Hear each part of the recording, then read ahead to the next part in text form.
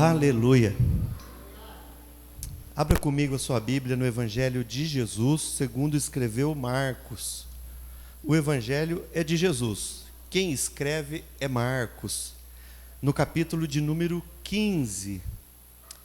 Marcos, no capítulo 15, nós vamos continuar de onde nós paramos. Nós paramos no versículo de número 37. Foi um dos últimos versículos que nós lemos. E ali no versículo 37 diz: Mas Jesus, dando um forte grito, expirou. O véu do santuário se rasgou em duas partes, de alto a baixo. E o centurião que estava em frente de Jesus, vendo que assim havia expirado, disse: verdadeiramente este homem era filho de Deus. Então, nós falamos acerca desses episódios que estão acontecendo ali, que aconteceram há mais de 2000 anos atrás, em que Jesus, ele dá um alto brado na cruz do Calvário. João, o evangelista, ele, obrigado pela água, ele diz assim, que aquele forte brado foi as seguintes palavras, foram 4 palavras: Eli, Eli, lama sabatani, que quer dizer: Deus meu, por que me desamparastes? Esse alto brado também pode ter sido ali quando ele diz tetelestai.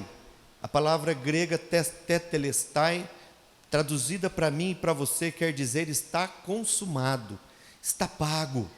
Quando está escrito, eu estou dando uma recapitulada para os irmãos adentrarem no contexto. Quando Paulo diz que a cédula que era contra nós, ele diz lá em Colossenses: se o pastor Ciro me devesse alguma coisa, eu colocaria na porta da minha loja que o pastor Ciro está devendo para mim e o que está devendo, que era uma cédula que mostrava que ele era devedor.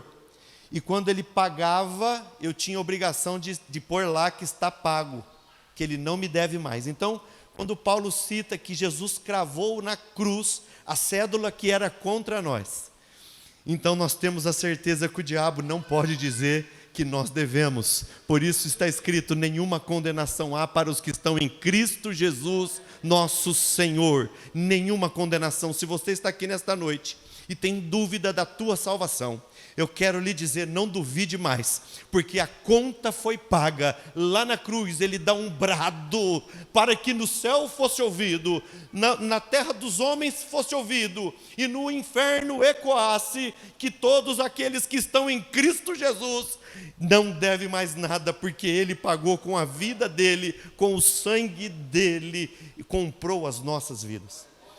Então, o centurião disse: olha, esse homem é verdadeiramente o Filho de Deus. O que os fariseus não acreditavam, não criam.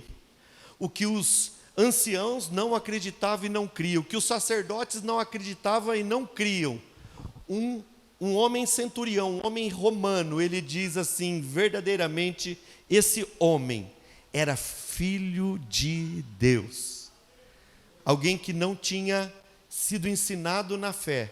Alguém que não tinha uma cultura de religião, alguém que cresce no mundo filosófico, alguém que cresce no mundo pagão, consegue olhar para Jesus e dizer: verdadeiramente esse homem é filho de Deus. Aleluia. E entrando agora já nesses instantes que Jesus está morto ali na cruz do Calvário, está morrendo. Estavam o versículo 40, que é um versículo muito importante, diz assim, acompanhe na sua Bíblia, capítulo 15, versículo 40 de Marcos: estavam também ali algumas mulheres, observando de longe, entre elas estava Maria Madalena, Maria, mãe de Tiago, o menor, e de José, e ainda Salomé. Quando Jesus estava na Galileia, essas mulheres o acompanhavam e serviam. Essas mulheres que estavam ali, vendo Jesus sendo crucificado, elas não começaram naquela época a acompanhar Jesus. Isso é importante a gente entender e saber. Mas essas mulheres já acompanhavam ele, como o texto está dizendo, na Galileia. O ministério de Jesus, ele dá o seu start em Nazaré, na Galileia, que que eram as partes norte de Israel. Jerusalém ficava ao sul. Quando Jesus começa seu ministério, ele começa na região da Galiléia. Então essas mulheres acompanhavam o ministério dele desde quando ele havia iniciado o ministério. E a palavra acompanhavam, ela é uma palavra grega que quer dizer akoloutel, que na língua portuguesa ela diz juntar-se a alguém como discípulo. Então essas mulheres, aos quais não tinham o título de discípulas, mas elas acompanhavam Jesus como discípulas. Haja visto que naquela época, na cultura, a mulher não era muito bem recebida na cultura religiosa, na cultura dos homens, tanto que lá no Antigo Testamento, as mulheres eram contadas no mesmo versículo que eram contadas os jumentos, os animais. Jesus foi aquele que foi um divisor de águas. Quando ele chega, ele dá um destaque diferente para as mulheres, e elas, muito inteligentes, não perdem a oportunidade. Parabéns às mulheres, essas aqui acompanhavam Jesus, e só não o acompanhavam como discípulas, porque discípulo é aquele que aprende de maneira que ele vai ensinar. Essas mulheres, o texto diz que elas acompanhavam Jesus, mas tem um outro adjetivo aqui, e o serviam. Aliás, um verbo, elas acompanhavam e serviam, e no grego servir, a palavra é diaconia. Essas mulheres eram diaconisas, elas acompanhavam Jesus como sendo discípulas dele, e elas serviam a ele nas suas necessidades diárias, de alimento ou de algum outro serviço, ao qual elas atendiam. Por isso aqui diz que elas eram diaconisas, diaconel no grego. E elas, além destas, haviam muitas outras que tinham ido com ele para Jerusalém. Então Jesus, quando ele andava, vinha com ele uma multidão de discípulos e de discípulas. Existiam os 12 discípulos que eram apóstolos, mas existiam essas mulheres que o acompanhavam. E daqui para frente nunca mais você vai deixar passar batido que quem acompanha Jesus é um discípulo dele. Quantos aqui estão acompanhando Jesus? Amém? Aleluia? E o que diz o versículo de número 42? Ao cair da tarde, por ser o dia da preparação. O que é o dia da preparação? Se você ler lá em Deuteronômio, capítulo 21, versículo de número 23, está escrito que ninguém que esteja morto possa continuar no madeiro. Ele tem que ser enterrado, principalmente se ele fosse um ladrão, para não contaminar a terra. Lembre-se que Jesus foi condenado como se fosse um ladrão. Foi crucificado fora da cidade, foi feito maldição por nós. Sobre Jesus estava esse castigo que nos traz a paz, e sobre as suas pisaduras nós fomos sarados. Sarados de quê? Nós estávamos na doença do pecado, que nos traz a morte. O pecado é uma doença que condena o homem e a mulher à morte, mas Jesus nos sarou da morte, do pecado, e nos dá a vida eterna. Então aqui o texto diz: ao cair da tarde, por ser dia da preparação, ou seja, não poderia ficar na sexta-feira uma pessoa morta pendurada na cruz, principalmente se fosse um ladrão. Porém, Jesus nunca roubou, Jesus nunca matou, ao contrário, ele doava a vida, ele doava alimentos, ele multiplicava os alimentos, mas ali estava um homem inocente, o inocente pagando pelo culpado, o inocente que pagou pelas nossas vidas. Por isso que no Antigo Testamento se sacrificava um animal, o animal não comete pecado, mas ele, através da vida dele sendo ceifada, ali os pecados eram cobertos com o sangue do animal. Pecado é o microfone, o sangue de um animal cobre, o pecado continua aqui. A diferença do sangue de Jesus é que o sangue de Jesus tira o pecado, não existe mais pecado. Mas sempre o inocente pagou pelo culpado. Aleluia. E ao cair da tarde, por ser o dia da preparação, anota aí, Deuteronômio 21 e 23, isto é, a véspera do sábado, ou seja, a partir das 6 da tarde ninguém pode fazer nada dentro da cultura judaica, dentro da religiosidade judaica, dentro do ritual judaico. Nós temos a igreja, sem querer falar mal, só para os irmãos entenderem, os adventistas, quando chega 6 da tarde da sexta, não pode fazer mais nada, até o sábado, 6 da tarde. Então, aqui o texto diz que, chegando o dia da preparação, isto é, a véspera do sábado é sexta. Então, não podia deixar um ladrão morto na cruz, porque isso iria contaminar a terra, e dentro do ritual e da cultura judaica, deveria ser enterrado. Então, no verso 43, qual que foi a solução do problema? Um homem chamado José de Arimateia, ilustre membro do Sinédrio. O que é o Sinédrio? O membro do Sinédrio é como se fosse um senador nos dias de hoje, um homem de posse, porque para chegar numa função dessa, naturalmente as pessoas já têm uma certa vida folgada financeiramente. José de Arimateia, ele era um ilustre membro do Sinédrio, que também esperava o reino de Deus. A diferença é que esse homem estava no meio dos religiosos, vivia com os religiosos, mas ele esperava no reino de Deus, do que Jesus pregava. Isso mostra para mim e para você, não é placa de igreja que salva ninguém. Esse homem fazia parte do Sinédrio, se reunia com os religiosos e com os santos e com todos os tipos de gente. Ele era rico, a diferença é que ele esperava no reino de Deus, e é o texto que está dizendo, também esperava o reino de Deus. E ele se dirige ousadamente a Pilatos e pediu o corpo de Jesus. Então ele, sendo um senador, e aí eu me lembro de Isaías capítulo 53, se não me engano, versículo de número 9, aonde Jesus foi contado também com os ricos, porque ele não tinha aonde reclinar a cabeça, tudo na vida dele foi emprestado. Ele multiplicou um lanche emprestado. Ele, quando entra triunfalmente em Jerusalém, é num jumentinho emprestado. Quando ele nasce, o berço dele é um coxo de gado emprestado. E ele tem uma vida muito humilde, nada que ele tinha era dele, e ele sendo possuidor de todas as coisas. Ele nada tinha nessa terra. E ele, quando morre, Deus prepara para ele uma sepultura. Dentro da cultura, você deveria enterrar a pessoa, ou então colocar num sarcófago. O que é um sarcófago?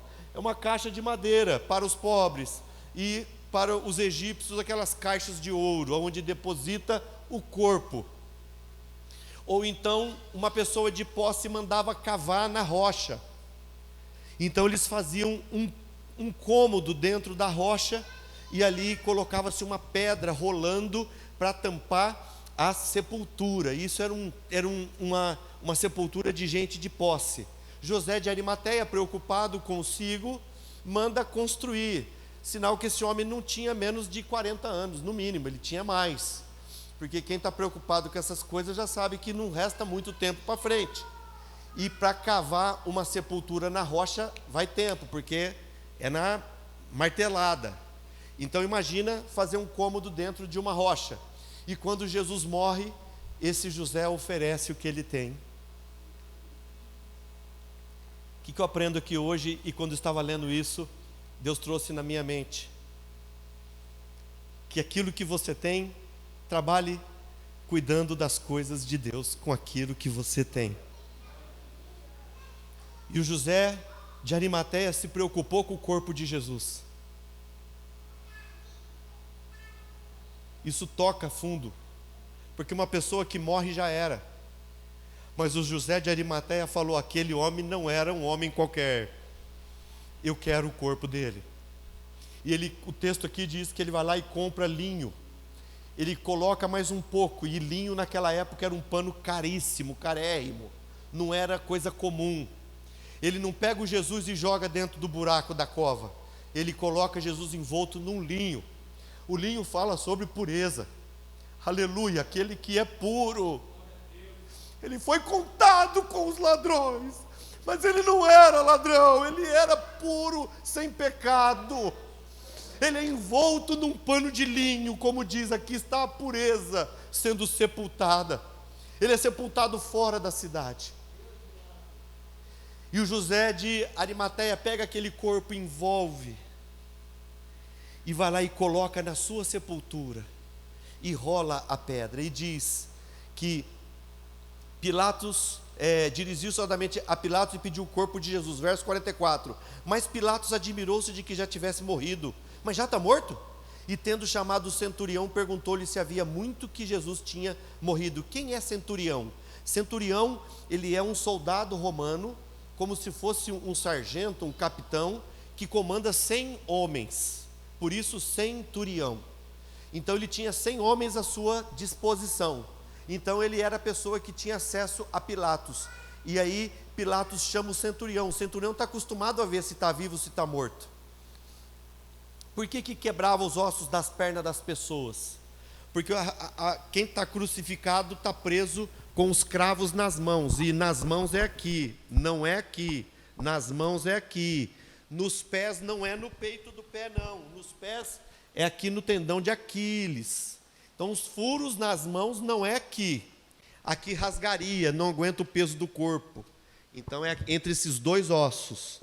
Então a pessoa estava ali presa com os cravos nas mãos e nos pés, e ali no caso de Jesus ainda havia sido chicoteado. E aí eu posso lhe dizer que o Salmo 22 fala de um Jesus que foi chicoteado. Salmo 23, um Jesus morto na cruz, aonde diz lá: ainda que eu andasse pelo vale da sombra da morte, não temeria mal algum, porque tu está comigo. Então quando você lê o Salmo 22, é um Jesus chicoteado, sendo judiado. Quando você lê o Salmo 23, é um Jesus morrendo na cruz. O Senhor é meu pastor, Ele nunca me faltará. Aleluia. Ainda que ele falou: Eli, Eli, lama sabatani, Deus meu, por que me desamparaste? Ele fala com a boca, mas sabendo no coração: o Senhor é meu pastor, Ele nunca vai faltar na minha vida. A situação pode não estar favorável hoje, mas Ele te manda resposta: sou contigo, estou na tua vida. Ele passa conosco na enfermidade, passa conosco nas lutas, Ele passa conosco. Depois do Salmo de número 24, é quando Jesus é recebido na glória, quando está escrito: levantai, ó portas, as vossas cabeças, porque está chegando o Rei da glória. Varão de guerra, Jesus adentra as portais celestiais, com os furos na testa, os furos do lado, os furos nas mãos, os furos nos pés, as costas arrebentadas, mas ele chega vitorioso, numa marcha triunfante. O que é marcha triunfante? É quando um exército vence outro exército. O general do exército que venceu, ele passa na sua cavalgadura com o seu exército em marcha, e o exército que perdeu estão sem roupa, estão nu, ajoelhados, e ali vendo que um exército venceu eles. Isso é marcha triunfante. O Jesus, quando está na cruz, existe uma letra de louvor que está muito errada, qual cantam assim: e quando o inferno pensava que havia vencido, oh meu irmão, o inferno sabia que a morte de Jesus era derrota para eles. O inferno sabia que se Jesus não morresse, aí eles eram vitoriosos. Por isso a letra desse hino é uma letra de heresia. E quando o inferno pensava que havia vencido, os anjos gritaram: Jesus está vivo. O inferno sabia que Jesus morto era o sacrifício cumprido. Por isso ele se doa a si mesmo, e ele morre na cruz do Calvário. E a morte dele foi a derrota do inferno, quando está escrito: ó morte, onde está a tua vitória? Quando Jesus morre na cruz do Calvário, o grande homem de Deus, triunfante, reina sobre céus e terra, e as nossas vidas foram compradas, os nossos pecados foram apagados. Aleluia, aleluia. Pilatos se admirou de que já tivesse morrido, e tendo chamado o centurião, pergunta-lhe: mas já morreu? E após certificar-se pela informação do comandante, cedeu o corpo a José. E não tinha ninguém com mais pressa de enterrar Jesus do que os sacerdotes. Os sacerdotes e escribas e anciãos queriam enterrar ele junto com os ladrões, para mostrar que aquele homem não tinha valor nenhum. Mas Deus sempre tem um José por aí. Eita, Deus tem um José na minha e na tua vida. Deus tem homens e mulheres aos quais nós não sabemos de onde virá. Os discípulos não lutaram pelo corpo de Jesus. Ninguém lutou pelo corpo dele, dos que andou com ele, mas entre os grandes ele tinha um que estava esperando pelo reino de Deus, e quando o corpo dele está lá, ninguém mais está se importando. Um homem do Senado se levanta e diz: dá para mim que eu vou pôr no lugar digno. Aleluia! Deus tem na sua vida alguém preparado, virá de onde você não espera, ele levantará, o socorro virá, porque ele é Deus nos céus e na terra, e tem todo o controle na palma das suas mãos. Ele é Deus, ele reina, ele tem um comando. Ora, macharabana, canturina, banacantarabá. Aleluia! E ele cede o corpo a José. E este, baixando o corpo da cruz, envolveu-o num lençol que tinha comprado e depositou num túmulo que tinha sido aberto numa rocha, e rolou a pedra para a entrada do túmulo. E o versículo 47 volta a falar das mesmas mulheres do versículo 40. Maria Madalena e Maria, mãe de José, observavam onde ele tinha sido posto. Tem os José e tem as Maria. Elas ficaram, ninguém foi ver onde estava o corpo, mas as Maria do versículo 40, aquelas que o texto disse aí, acompanhavam e serviam. Acompanhar o quê? Aqueles que são como discípulos. E servir são o quê? Aqueles que são diáconos. Elas voltam a aparecer de novo. Onde foi posto o corpo? Elas tinham interesse. Elas não podiam fazer nada, mas elas iam fazer depois alguma coisa. Vamos ver o que o texto diz? Capítulo 16, passando o sábado. Por que passando o sábado? Vamos entender o porquê está escrito passando o sábado. No pôr do sol, de sexta-feira 6 da tarde até sábado 6 da tarde. Não podia fazer nada. Até 5:30 não pode fazer nada. 5:45 não pode fazer nada da tarde. 5:55 não pode fazer nada dentro do ritual judaico. 5:59 não pode fazer nada. 6 horas da tarde, elas foram fazer alguma coisa. E o que elas vão fazer? Olha o que o texto diz. Maria Madalena, de novo, Maria de Tiago e Salomé compraram óleos aromáticos para ungir o corpo de Jesus. Elas falaram: nós não podemos deixar o nosso mestre sepultado sem ser ungido, porque dentro da cultura tem que ungir um corpo que desce a sepultura. Aí eu me lembro do que nós estudamos em Marcos, no capítulo de número 14, do versículo 1 até o 9, quando Jesus entra na casa de um homem, chega uma mulher com um vaso cheio de alabastro, cheio de óleos preciosos, e ela quebra aquele vaso e unge os pés, o corpo de Jesus. E a Bíblia diz que um dos discípulos começa a dizer: por que está gastando um negócio tão caro com um homem desse? E, pasme, o nome do discípulo era Judas, aquele que roubava as entradas que eles tinham. E Jesus disse: olha, vocês sempre vão ter os pobres com vocês, a mim vocês nem sempre tereis. Ela está preparando o meu corpo para ser sepultado. O corpo de Jesus foi ungido lá no capítulo 14, do versículo 1 até o versículo 9. Essas mulheres estavam com boa fé, elas estavam com boa ação, elas foram comprar óleos aromáticos, elas foram comprar os perfumes para ungir o corpo. No versículo 2, e bem cedo, no primeiro dia da semana, elas compram no sábado à noite, que já era o domingo, e ali elas, de madrugada, elas acordam cedo, e elas saem da cama, diz a Bíblia, e bem cedo no primeiro dia da semana, versículo 2 para você acompanhar, ao nascer do sol, foram ao túmulo e diziam umas às outras: quem nos removerá a pedra da entrada do túmulo? Que lição que eu aprendo aqui? Qual a lição? Eu escrevi na minha Bíblia: elas caminham de encontro ao problema. Pior são aqueles que vê o problema e para. Deus não quer que a gente olhe o problema e pare. Deus quer que a gente olhe o problema e continuemos a caminhar. Quando o povo parou diante do mar, uma multidão de pessoas só viu o problema e começaram a murmurar. Um homem chamado Moisés, em vez de ele parar no problema, ele fala com Deus. E Deus fala: o que você tem nas suas mãos? Eu tenho um cajado. Então estende as suas mãos ao mar. E ali ele estende a mão ao mar e começa a soprar um forte vento oriental, de lá para cá.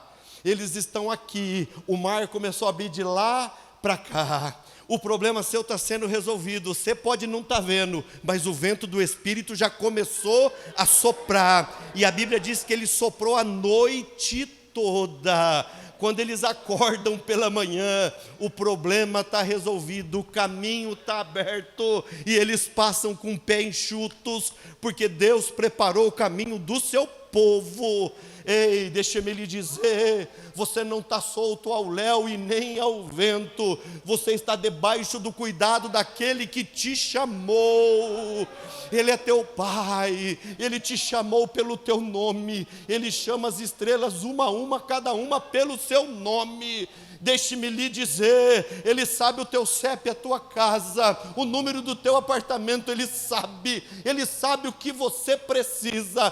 Continue crendo, esperando, continue na presença, não saia debaixo da nuvem e nem de perto da coluna de fogo, porque Ele chamou um povo e pôs debaixo da sua responsabilidade, e cuidou desse povo 40 anos, a roupa não acabou, o sapato cresceu no pé das crianças, porque eles ficaram adultos, debaixo do cuidado de Deus. Deus está cuidando da tua vida, da tua família, dos seus. Ele é Deus e não mudou o nome, e nem mudou as promessas dele. Ele é Deus.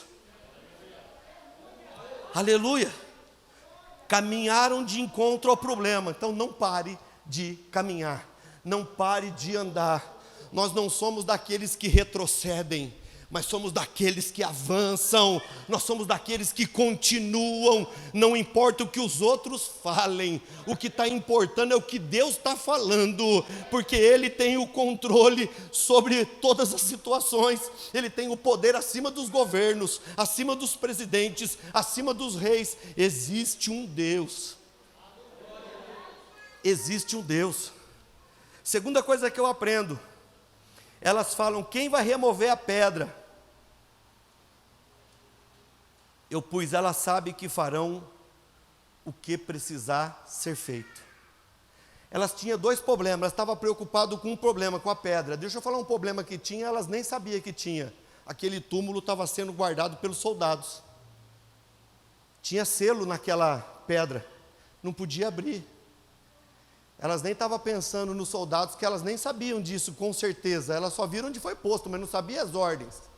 E o texto nem fala, mas nós sabemos que os outros evangelistas falaram que tinha soldados protegendo o túmulo, para ninguém roubar o corpo de Jesus.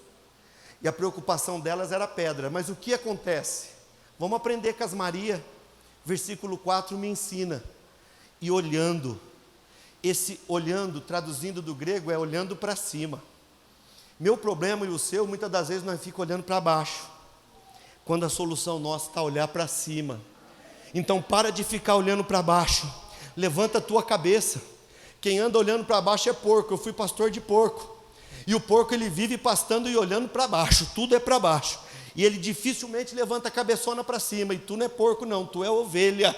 Então levanta a tua cabeça. A Bíblia ensina eu e você a olhar para Jesus, autor e consumador da nossa fé. Ele é aquele que realiza através da fé.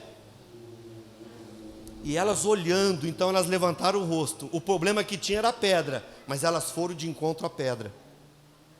E quando elas estão chegando, elas levantam o rosto e viram que a pedra já estava removida.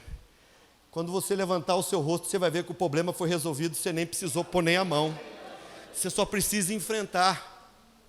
Ou como eu aprendo com Davi.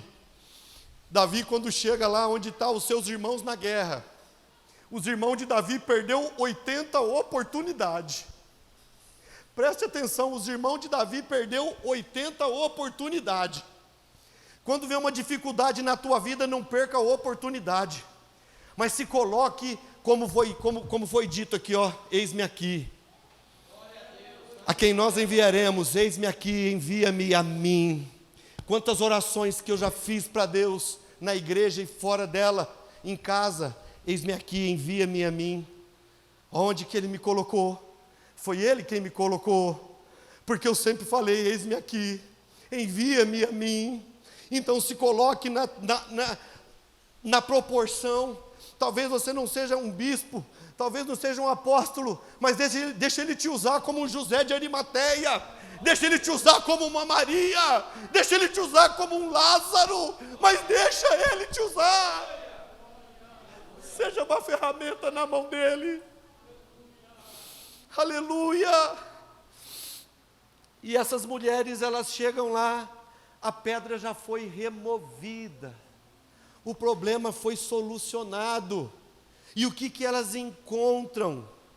E a pedra era muito grande, diz o texto aqui em Marcos, versículo 5. Entrando no túmulo, viram um jovem sentado ao lado direito, vestido de branco. Vamos entender esse jovem. Elas viram um jovem. Anjo tem asas, sim ou não?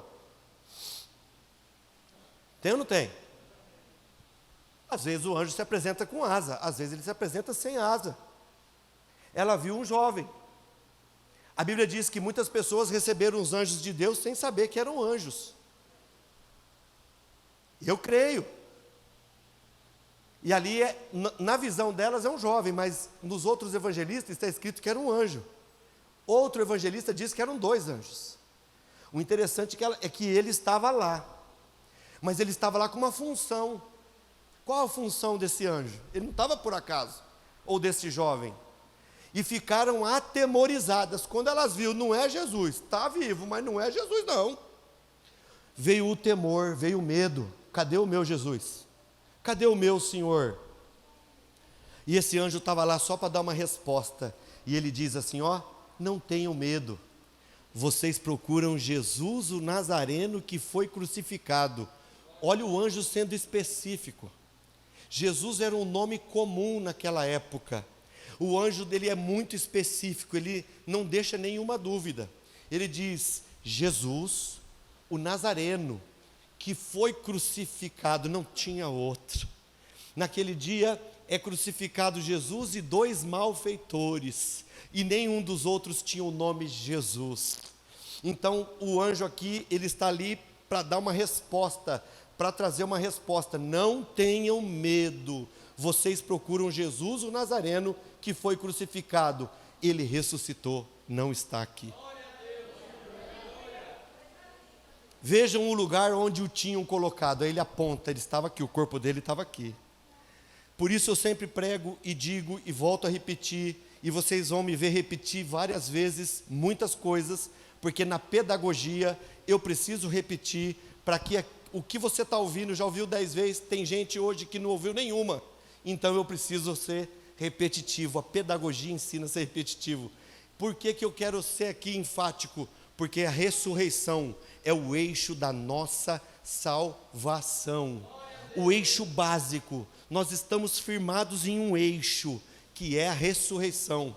A morte não dá espaço para ninguém, e Jesus ressuscitando mostra com seu próprio corpo humano, em que ele morre, e tudo que ele havia dito em Marcos pelo menos 4 vezes, que ressuscitaria, estava cumprindo naquele dia. No 3º dia ele tinha dito, olha, eu vou ser entregue aos anciãos, eu vou ser entregue aos sacerdotes, eles vão me chicotear, eles vão me bater, eu vou ser crucificado, mas no 3º dia eu ressuscitarei. E aqui esse anjo tem essa função de deixar bem claro O corpo não está aqui, ninguém roubou. Por isso o anjo diz, ele ressuscitou. Não pode ter dúvida, para que ninguém fique com dúvida. Que foi crucificado, ele ressuscitou, não está aqui. Vejam o lugar onde o tinham colocado. Versículo 7. Mas vão, e aí vem uma ordem de Deus. Vão e digam aos discípulos dele e a Pedro que ele vai adiante de vocês para a Galileia. Ó Jesus, que faz pelo pecador o que talvez nós não faríamos. O Pedro é o último a pecar, o último discípulo que a Bíblia mostra que está em pecado. Todos os outros também estavam no pecado da incredulidade. Todos os outros 11, o Pedro está no pecado da incredulidade e de negação. Ele negou que Jesus fosse, que ele fosse discípulo. E Jesus diz, e o anjo diz uma palavra dita por Jesus. Ele obediente replica o que Jesus disse. Vão, digam aos discípulos dele e a Pedro. Está destacado. Fala também com Pedro. Chama ele pelo nome. Ontem eu recebi uma pessoa que precisava falar comigo, uma mamãe que perdeu o filho dela, e ela veio. Eu tenho conversado com os espíritas, eu tenho conversado com os católicos, eu tenho conversado com alguns pastores, eu quero que o senhor me fale, meu filho está no inferno ou está no céu? E eu falei para ela, eu vou te falar, respeitando a sua dor de mãe, mas eu vou te falar o que eu falo para os irmãos da minha igreja, com todo respeito. Não posso dizer que o seu filho está no céu, não posso dizer que ele está no inferno. Ela falou, ele não era batizado, nós não vamos na igreja. E eu expliquei para ela o céu, as condições de céu e as condições de inferno. E orei por aquela mãe. E ela depois mandou um WhatsApp para a Delian, agradecida, obrigado, porque eu saí da sua loja e cheguei em casa melhor do que todos os dias depois do sepultamento do meu filho. Nós precisamos falar do céu e do inferno e do pecado, para que as pessoas se arrependam dos seus pecados e os seus nomes sejam escritos no livro da vida. Nós precisamos. E aí, digam a Pedro que Cristo vai adiante de vocês para a Galileia. Ó que interessante, Jesus não está apontando Jerusalém, está apontando Galileia. Ele já cumpriu o sacrifício dele em Jerusalém. Agora ele fala, vamos ter uma reunião lá na Galileia, lá no lugar rural, lá nas bases do meu ministério, lá de onde eu comecei tudo. Vão para lá, eu estou indo lá, avisa meus discípulos. E não esquece de avisar o Pedro. Pedro tem que estar na reunião. Oh, que amor!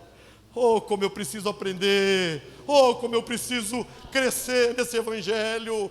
Não pode deixar a pessoa. Vem para cá, você também, Pedro. Vem para cá, os discípulos. Vocês, aqui no texto, tá? Vou falar aqui. Tudo crente ruim. Porque até aqui eles não tinham acreditado em Jesus. Você acredita? Jesus andou com esses 12, 3 anos e meio. Esses crentes ruins não acreditavam em Jesus ainda. E o texto está falando isso, quer ver? E saindo elas, fugiram do sepulcro, porque estavam tomadas de temor e assombro, e não contaram nada a ninguém, porque estava com medo. Vou dizer uma coisinha para vocês. As coisas são ditas por Deus para você falar, você não fala, vai pagar. Deus manda nós falar e a gente engole o que Ele manda. O anjo não falou o que ele quis, ele falou o que Jesus falou para ele. O anjo chegou lá para servir Jesus. Ele falou, estou indo para Galileia. Avisa os discípulos e a Pedro, mandei lá que eu estou indo lá. E falou, vai vir umas mulheres aí, manda elas avisar todo mundo. Elas não avisaram, Nosso mal é não falar o que Deus manda. E nós precisamos falar o que Deus quer que a gente fale. Claro que vamos falar com carinho, com respeito, dourando o negócio para não sair, mas nós precisamos falar. E as mulheres não falou, aqui elas erraram, elas não contaram nada a ninguém porque estava com medo. Aí você fica com medo de falar. Se Deus falou, não tem que ter medo, porque é Ele que falou. Jesus, quando pregava, as pessoas iam embora. Eles iam embora, e Jesus um dia falou para os 12, vocês querem ir também? Aí o Pedro, eu me amarro no Pedro, eu sou parecido com Pedro. Aí Pedro fala: para onde iremos nós? Só tu tem palavra de vida eterna. Para onde nós vamos? Com todo respeito, não vou para o espiritismo. Com todo respeito, não vou para o catolicismo, nem para macumba, nem para boa cumba. Eu quero continuar com Jesus. Só Ele tem palavras de vida eterna. Com todo respeito às outras religiões, esse Pedro, ele falou: para onde nós vamos? Ele falou: eu não vou nem para o judaísmo, Pedro. Porque quando ele diz para onde iremos nós, ele não estava defendendo nenhuma religiosidade, mas ele fala: só tu tem palavra. Fique com a palavra, fique com o Logos de Deus, só tu tem palavras de vida eterna. E aí entramos no versículo 9. Há uma parada abrupta. Agora eu vou falar no campo acadêmico, para os irmãos, quando ouvir, não fala: nossa, o nosso bispo, o nosso apóstolo nunca nos ensinou. Nos textos mais antigos, no Codex Vaticanos e no Codex Sinaíticos, Codex são os manuscritos mais antigos, não consta do versículo 9 até o versículo de número 20. Não estou falando que isso não é bíblico, não estou falando que não faz parte da palavra de Deus, só estou querendo trazer para vocês conhecimento que nos manuscritos mais antigos, o que nós vamos ler agora não consta. Não quer dizer que não consta não seja de Deus. Por quê? Porque tudo que foi escrito em couro, foi escrito em papiros. Algumas coisas se perderam. Alguém tinha aquilo que se perdeu na cabeça e escreveu depois. E aí, quando foi encontrado os manuscritos, não estava junto. Então, algumas Bíblias, na minha Bíblia, que é a atualizada, tem um colchete. Tudo que na sua Bíblia tiver num colchete, que é aquele símbolo assim, colchete, é que aquilo não consta nos manuscritos mais antigos. Mas não quer dizer que não seja a palavra de Deus. Amém? Você pode ver que o Marcos, ele escreve e ele fala que as mulheres saem e não conta nada a ninguém porque estava com medo. Nós vamos ler o versículo 9, você vai ver que não dá continuidade no versículo 8. Então, o versículo 9 diz: e havendo Jesus ressuscitado de manhã cedo, no primeiro dia da semana. Ué, mas ele já ressuscitou, o anjo já avisou. Por que está voltando para trás? Está entendendo? Que não está dando uma continuidade? As palavras que são ditas agora, a partir do verso 9 até o 20, não são as palavras que Marcos usou até o versículo 8 do capítulo 16. Tem umas palavras diferentes. Então, vamos ler aqui, vamos estudar aqui e encerrar hoje esse assunto. Havendo Jesus ressuscitado de manhã cedo, no primeiro dia da semana, Jesus ressuscita no domingo. Apareceu primeiro a Maria Madalena, da qual tinha expulsado 7 demônios. Então, essa pessoa que deixou escrito, que possivelmente não seja Marcos, diz que a Maria estava lá. Beleza, está batendo. Isso não vai contra as doutrinas que nós já estudamos. E partindo, ela foi anunciar àqueles que, tendo sido companheiros de Jesus, estavam tristes e choravam. Então, os discípulos e os outros discípulos dos discípulos estavam todo mundo triste. O mestre havia sido morto, chicoteado. Então, eles estavam tristes. E estes, ouvindo que ele vivia e que tinha sido visto por ela, não acreditaram. Ó, de novo os discípulos aí, ó, crente ruim. Eles não acreditaram.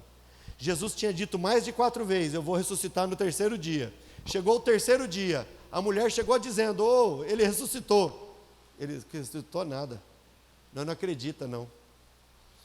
Versículo 12. Depois disso, Jesus manifestou-se de outra forma a 2 deles que estavam a caminho do campo. João fala sobre esses 2 que estavam no caminho de Emaús. Eles estavam vindo de Jerusalém para Emaús, mais ou menos de 11 a 15 quilômetros, mais ou menos. Eles já tinham ido a pé para Jerusalém, agora estão voltando para casa. E eles voltando para casa, quem que eles encontram no caminho? Eles encontram no caminho com um homem com veste de viajante. Ei, qual a lição aí? O Jesus é viajante. E Ele não veio para ficar nesse lugar. Eu quero dizer para todos que estão aqui, vocês são viajantes. Esta terra não é de vocês. Vocês estão aqui de passagem. Vocês estão aqui por um tempo, não é aqui o nosso lugar. Nosso lugar é a Nova Jerusalém. E Jesus, vestido com roupa de viajante, começa a acompanhá-los e pergunta para eles: por que vocês estão tristes? E eles olham para o Jesus, sem saber que é Jesus. Só tu que não soube? Eles mataram o nosso Jesus. E hoje já sendo o terceiro dia, e nós estamos aqui todos tristes. E Jesus começa a falar-lhes do que estava escrito nas Escrituras, começando a falar de Abraão, de Moisés, e contou toda a palavra de Deus. E quando estão chegando na casa deles, Jesus dá uma que vai passar reto, já era de tardinha. Eles falam: não vai não, é perigoso, entra conosco, faz uma pousada aqui. E Jesus entra na casa dele. Qual a lição que eu aprendo? É que quando a gente dá a oportunidade de Jesus entrar na nossa casa, nossa vida vai ser transformada, nossa vida vai ser mudada, mas depende de nós dar a oportunidade de Ele fazer a morada. E Jesus entra, e eles se assentam à mesa, e quando eles estão assentados à mesa, Jesus pega o pão, tendo dado graças, o partiu, e aí eles caem dos olhos como as escamas que tampavam os olhos, e eles veem a Jesus, e Jesus desaparece. O que eles fazem? Volta para Jerusalém, mais 11 quilômetros na canela. Meu irmão e minha irmã, você não pode ficar vendo dificuldade para falar de Jesus, não. Quando a gente vê dificuldade, as coisas não acontecem, o nome dele não é pregado. Oh glória, quando você se dispõe que não tem dia na tua vida, que não tem hora na tua vida para servir a Jesus. Aqueles homens saem de noite, era perigoso, eles enfrentaram o perigo da noite e voltaram para Jerusalém. Ei, ele foi na nossa casa, nós não percebemos no caminho, mas quando ele falou no caminho, nosso coração ardia, porque ele falava da palavra de Deus. Aleluia. E diz o versículo no verso 13: indo eles anunciaram aos demais, mas também esses dois eles não deram crédito. Esses discípulos eram crente ruim. Se sou eu, já matava tudo. Se eu sou Cristo, eu já dava de costa de mão, assim na cara, já pá. Por isso que eu preciso aprender com esse Jesus, para não pensar em dar na costa de mão, porque Ele é bom. Nem assim os discípulos acreditaram que Jesus tinha ressuscitado, e Ele tinha dito, esses homens saíram tarde de casa, andaram 11 quilômetros, irmãos, andar 11 quilômetros na beira da Anhanguera é doce de coco, porque ainda tem a luz dos carros que te ilumina. Esses homens andar 11 quilômetros à noite numa estradinha que não tinha mais de 1,20 m de largura, tinha que ser macho. E esses homens andaram 11 quilômetros para dizer: ele foi na minha casa, eu andei com ele, eu tive experiência com ele, ele foi, partiu o pão, deu graça e sumiu na minha frente.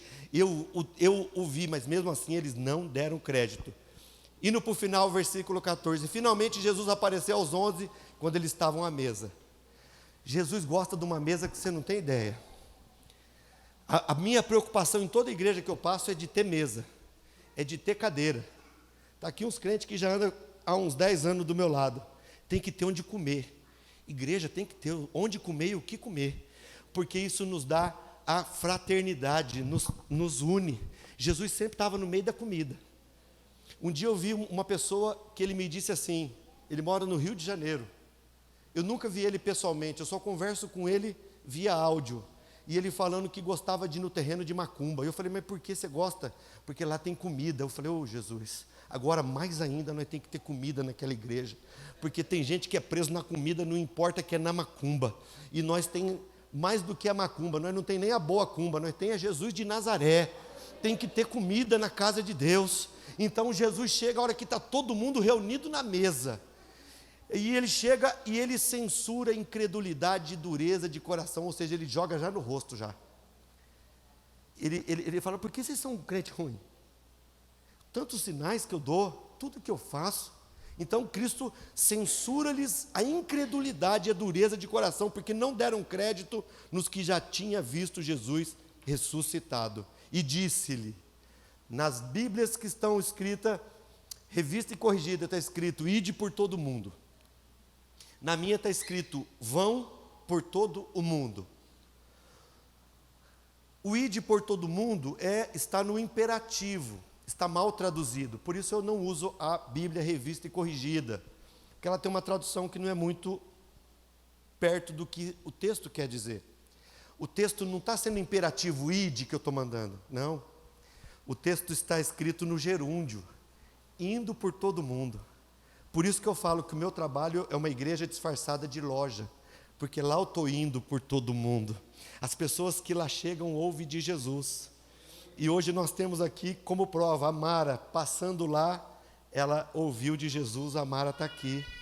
A Mara trouxe a Jéssica, veio o André, e tantas pessoas, ao qual, através do meu trabalho, de onde eu estou indo, eu não faço por obrigação, é porque eu estou indo, eu falo, vem comigo, vamos comigo. Estou indo para Jesus Cristo, estou indo para o reino de Deus. Então, indo por todo mundo, Jesus diz, vão para todo mundo e pregue o evangelho a toda criatura. Irmãos, criatura não é animal. Tem gente que pensa que cachorro e gato vai para o céu. Não vai. Amém? Camelo não vai para o céu, cavalo não vai para o céu, minhoca não vai para o céu. Quem vai para o céu são as criaturas feitas à imagem e semelhança de Deus. E quando fala imagem e semelhança, não é olho, não é braço, não é perna, não é essa imagem. Quando fala imagem e semelhança, a palavra no hebraico é tselem, caráter de Deus. Vamos fazer o homem conforme o nosso caráter.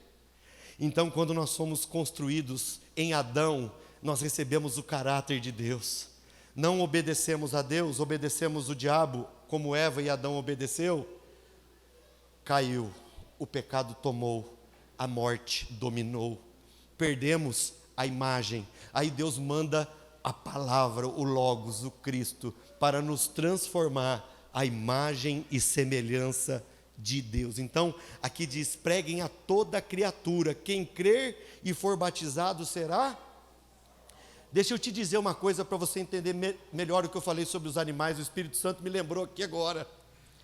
Quando Jó perde os seus filhos, ele perde quantos filhos? 10. E ele perde os animais dele veio em dobro, sim ou sim? Se ele tinha 3.500 jumentos, veio mais 3.500 jumentos, veio dobrado. Veio 7.000 dos animais. Mas ele perdeu 10 filhos, sim ou não? Veio 20 filhos? Por que não veio 20 filhos? Nasceu 10 de novo. Sabe por quê?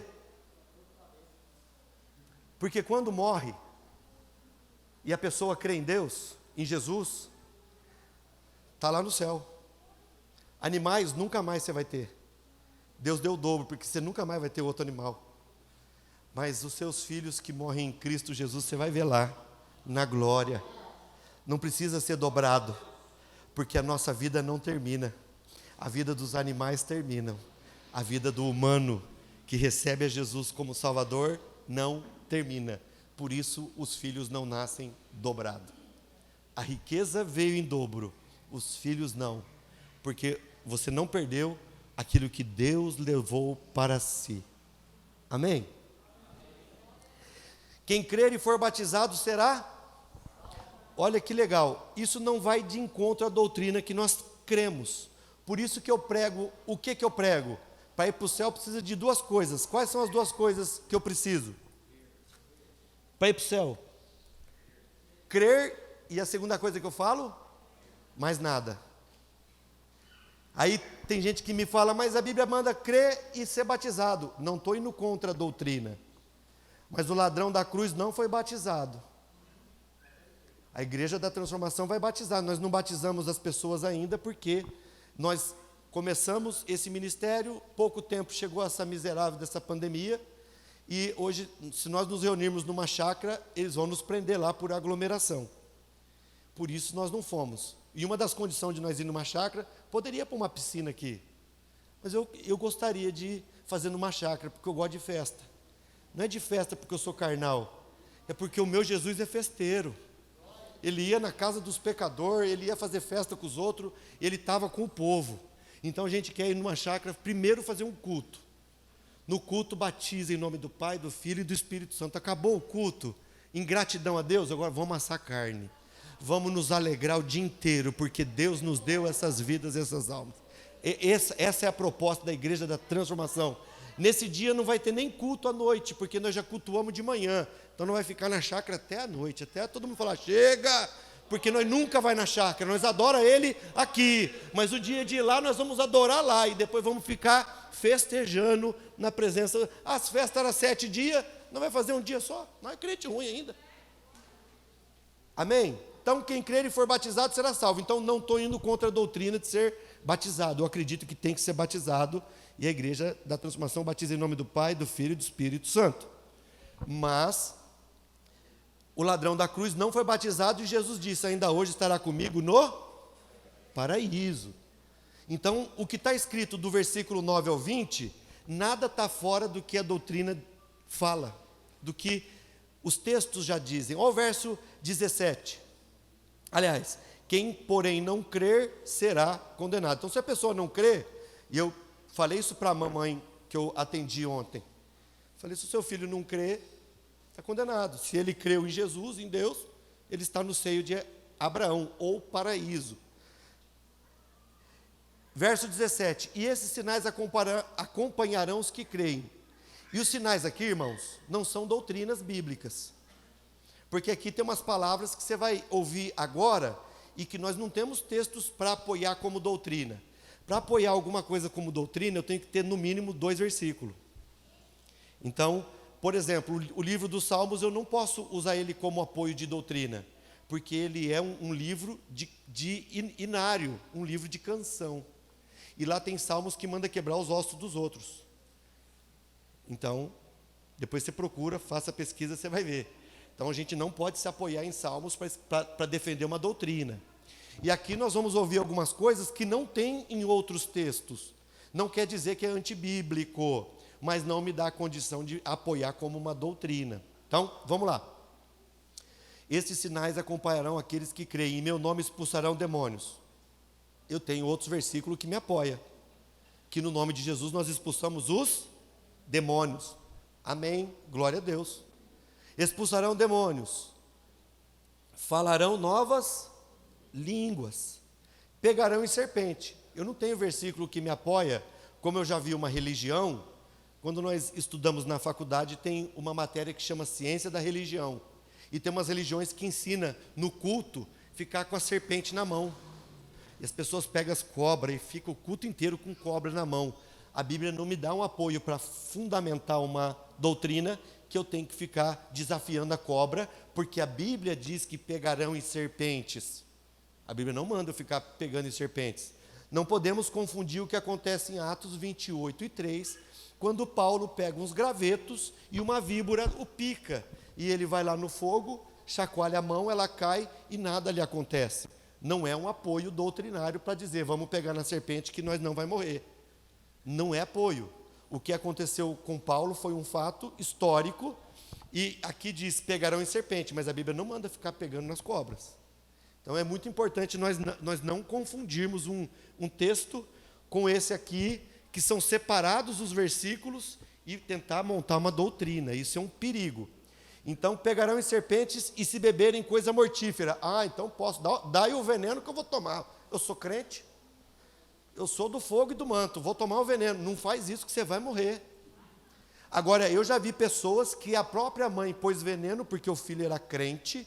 Ela pôs o veneno de rato para matar o filho, e antes de ele comer, ele não sabia que tinha um veneno, ele deu graças, Senhor, obrigado pelo alimento, santifica. Tudo que alguém me dá, principalmente se não é crente, eu oro e repreendo se tiver algum mal. Então, você vai comer qualquer coisa, principalmente naquela época que dá aquelas balas, que é aqueles 2 santos que ele chama de santo. Cosme e Damião. Aí a gente que é crente, vamos lá, o Cosme fica dando bala para os outros aí, e a gente quer aproveitar, dá para minhas crianças também, irmão, vai e compra. Alguém deu desse negócio? Vai lá e ora, Senhor, eu quero aqui, em nome de Jesus, se tiver algum mal, está aqui, neutralizado no nome de Jesus. Até bala que eu ganho num comércio, eu não sei se ofereceram aquela bala para o cão, para as pessoas ficar fiel ali. Então tudo que você comer, é uma orientação que eu dou, porque na Bíblia Paulo falou, vai lá, compra, ora, come e acabou. Então, o que eu preciso fazer? Orar. Senhor, santifique esse alimento que eu vou comer. Tudo que entra na minha casa, tudo. Tá meus filhos aqui para saber se eu minto ou se eu falo a verdade. Põe na mesa, chegou do mercado, põe na mesa, um de nós 4 vai orar. Aí tem uns que não gostam muito de orar, é porque é crente normal, né? Mas a gente ora lá, agradecendo aquele pão. Às vezes eu vou almoçar e jantar, nem oro. Já orou quando chegou na minha casa. Já repreendi o mal quando pôs na mesa. Não deixei nem fazer ninho e esquentar lá dentro. Já chega, mas é um costume, não estou falando que você tem que orar assim, não. É o meu costume, já tudo que entra em casa para comer vamos orar em nome de Jesus. Já agradeço e já peço para todos vocês, eu falo, Senhor, o povo da igreja da transformação, não deixa faltar o pão sobre a mesa deles. Os teus servos sobre a face da terra. Antes de conhecer o pastor Léo, ele já estava debaixo da minha oração sem eu ver ele. E oro por todos os missionários e pastores do mundo. Senhor, não deixa faltar na mesa dos teus. Dos teus. Então, o que a Bíblia aqui diz? Pegarão em serpentes, se beberem coisa mortífera, não lhe fará mal algum. Não podemos firmar uma doutrina que a gente toma o que foi e não vai... crente morre por causa da Coca-Cola? Eu falo, Coca-Cola é pecado, beber Coca-Cola. É pecado. Não é não? Coca-Cola faz um mal. Ela dá diabetes. Ela arrebenta o nosso estômago. Talvez a água dela seja boa, mas a água está tudo cheia de ácido. Ali está cheio de ácido e açúcar. Então eu falo, Coca-Cola faz mais mal do que algumas outras coisas que a gente acha que é pecado. O refrigerante, irmãos, o refrigerante faz mal, né? A gente fala Coca-Cola, mas refrigerante. As mães põem na mamadeira, não faz isso. Faz um mal tremendo. Então, se beberem coisas mortíferas, não lhe fará mal algum. Se impuser as mãos sobre os enfermos, eles ficarão curados. Nós temos um versículo em Tiago, capítulo 5, versículo 13 ao 16, que diz, se tiver alguém enfermo, chamem os presbíteros da igreja. Presbítero é bispo. Você nunca vai ver Paulo dizendo que ele deixou um pastor de cidade em cidade, mas você vai ler que ele deixou um presbítero de cidade em cidade. Então, as maiores autoridades da igreja são os presbíteros, são os bispos, biblicamente falando. O Pedro no capítulo 5 da carta dele, ele diz, eu presbítero como eles, ou seja, eu sou um presbítero também, e ele era apóstolo. E nós vemos que não há separação para pastor e nem para evangelista na Bíblia, não tem. Se achar, eu pago a picanha. Onde você querer, pode escolher que eu pago. Só tem a ordenação de presbítero e diácono, biblicamente. Biblicamente. Por isso que na igreja da transformação tem o bispo. Por quê? Porque Timóteo capítulo 2 fala aquele que deseja o episcopos. Episcopos é o presbítero, é o supervisor. Epis, super, escopos, visão. Aquele que deseja o episcopos, a supervisão. Então aqui eu sou um crente da mesma altura que vocês são. A diferença é que eu supervisiono a obra de Deus, eu oriento. Ele me chamou como um ancião, me chamou como um ensinador, como um mestre. A diferença é essa. Então, imporão as mãos sobre os enfermos. Lá em Tiago 5, 13 ao 16, se houver alguém enfermo, chame os presbíteros da igreja e ungirão a pessoa com óleo. Então, nós orientamos que não ungimos carro. Pastor, unge meu carro? Não posso, não tenho base bíblica. Pastor, unge a minha casa? Não posso, não tenho base bíblica para ungir casa. Porque a Bíblia diz, e ungirão os enfermos. E a oração da fé o sarará. Quem sara é a oração no nome de Jesus, não é o óleo. Ninguém pode achar que o óleo que está aqui nesse anel, esse não é um anel de ouro. Se você acha que é ouro, você errou até hoje. Isso aqui é de aço banhado a ouro. Uma pessoa me deu e falou, o senhor é bispo? Estou aqui porque eu fiz especialmente para pôr óleo dentro, para onde o senhor for, o senhor tem o óleo. Mas esse óleo aqui é cheiroso, amargo que nem fel. A mirra é cheirosa e amarga, tipifica Cristo, a sua doçura, e ele passou amargo na cruz. Mas esse óleo não é poderoso. Você nunca pode receber uma unção com óleo e falar, eita, aquele óleo daquele anel vai... Não. Nem o óleo e nem o anel. Vocês vão ungir os enfermos e a oração sarará o enfermo, a oração da fé sarará o enfermo, e se houver cometido pecados, ser-lhe-ão perdoados. É isso que está escrito. Então, se está escrito, vamos debaixo disso. Então o texto diz: imporão as mãos sobre os enfermos e o curarão. De fato, o Senhor Jesus, depois de lhes ter falado, foi recebido no céu. Aí, ó, Salmo de número 24. Então, hoje, se você puder, leia Salmo 22, Salmo 23, Salmo 24. Salmo 22, ele sendo chicoteado. Salmo 23, ele morto na cruz do Calvário. Salmo 24, ele sendo recebido nos céus, como o texto aqui diz. De fato, o Senhor Jesus, depois de ter falado, foi recebido ao céu e sentou-se à direita de Deus. E eles foram, aí que está o negócio, e eles foram. Se a gente não vai, é o problema. Os discípulos foram. E eles foram e pregaram por toda a parte, cooperando com eles o Senhor. Quem coopera comigo nessa obra? O Senhor. Aqui pessoas estão sendo curadas, aqui pessoas estão sendo libertas.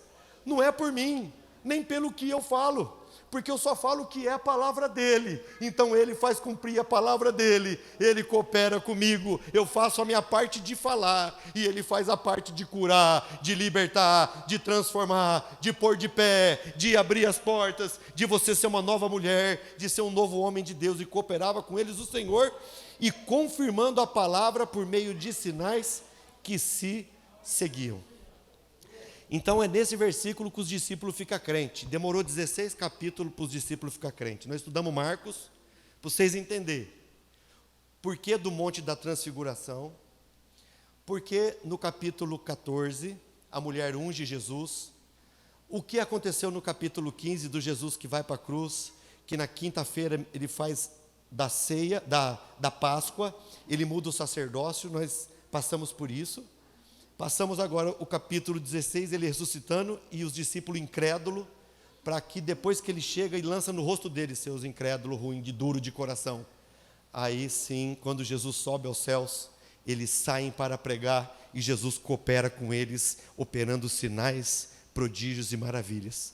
Por isso eu digo para vocês, todos que estão aqui, se tiver alguém enfermo, vocês vão levantar as mãos e vão orar em nome de Jesus. Ele vai cooperar com você, ele vai usar a tua vida, o nome dele vai ser glorificado e as pessoas serão curadas. Está aqui, irmã Vera. A irmã Vera tem acreditado no que a gente tem lido, porque eu falo o que eu leio.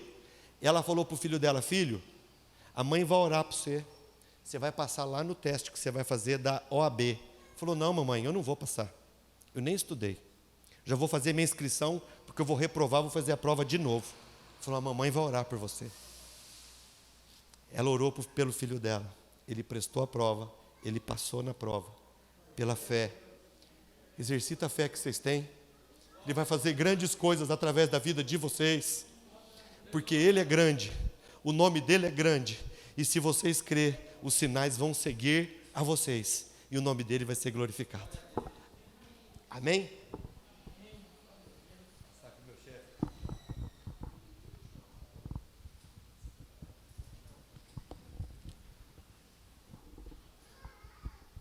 Glória a Deus, né? Boa esta palavra que ouvimos nesta noite.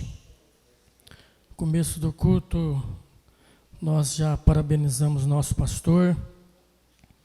Hoje, ele completa mais um ano de vida que Deus tem dado a ele.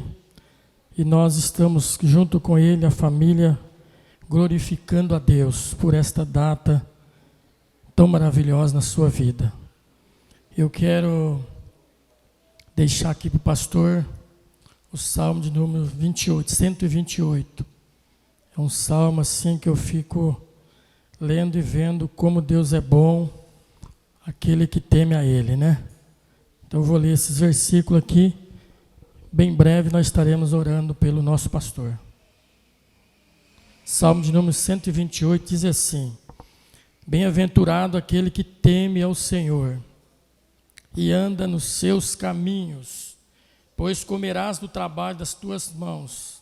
Feliz serás e te irá bem. A tua mulher será como a videira frutífera ao lado da tua casa. Os teus filhos como plantas de oliveira à roda da tua mesa. Eis que assim será abençoado o homem que teme ao Senhor. O Senhor te abençoará desde Sião, e tu verás o bem de Jerusalém em todos os dias da tua vida, e verás os filhos de teus filhos e a paz sobre Israel. Glória a Deus. Então eu deixo aqui esses versículos para o pastor André, que para nós é uma bênção de Deus. Há quase 10 anos, como ele disse, que nós andamos juntos, né? E muito admiro a vida do pastor André.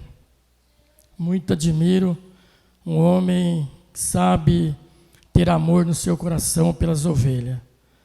Tem amor de Deus pela obra do Senhor. E muito tem esforçado para cumprir aquilo que Deus tem prometido a ele. Nós glorificamos a Deus pela sua vida. Até aqui, nós fomos abençoados pela palavra que o Senhor ministra, que é uma palavra verdadeira. Continua assim. Eu sei que o Senhor tem esse propósito no coração. Tá bom, pastor? Eu quero chamar aqui, então, agora a irmã Rosana.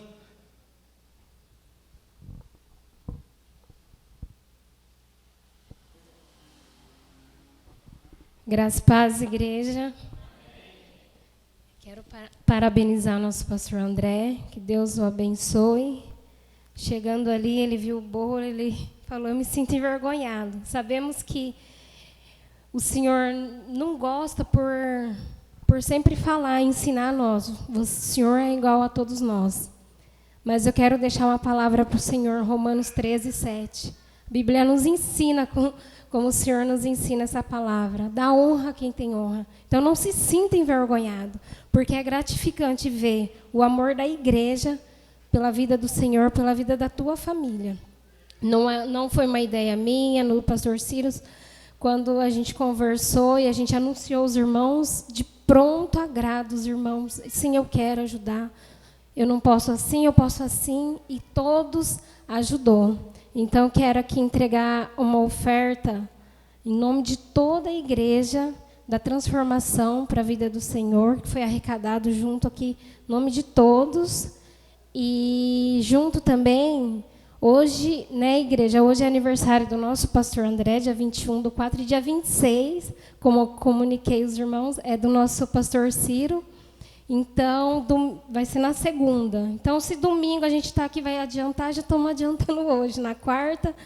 E está ali o bolo, o nome dos dois. E toda a oferta arrecadada foi dividida em partes iguais. Amém? Para os dois. Então, eu chamo os dois aqui à frente. E o pastor Léo pode fazer uma oração pela vida dos dois? Amém? E só mais uma palavra para o coração de vocês dois, que eu quero deixar lá em Números 6:24, diz assim: o Senhor te abençoe e te guarde. O Senhor faça resplandecer o seu rosto sobre ti e tenha misericórdia de ti. O Senhor levante sobre ti o seu rosto e te dê paz. Amém.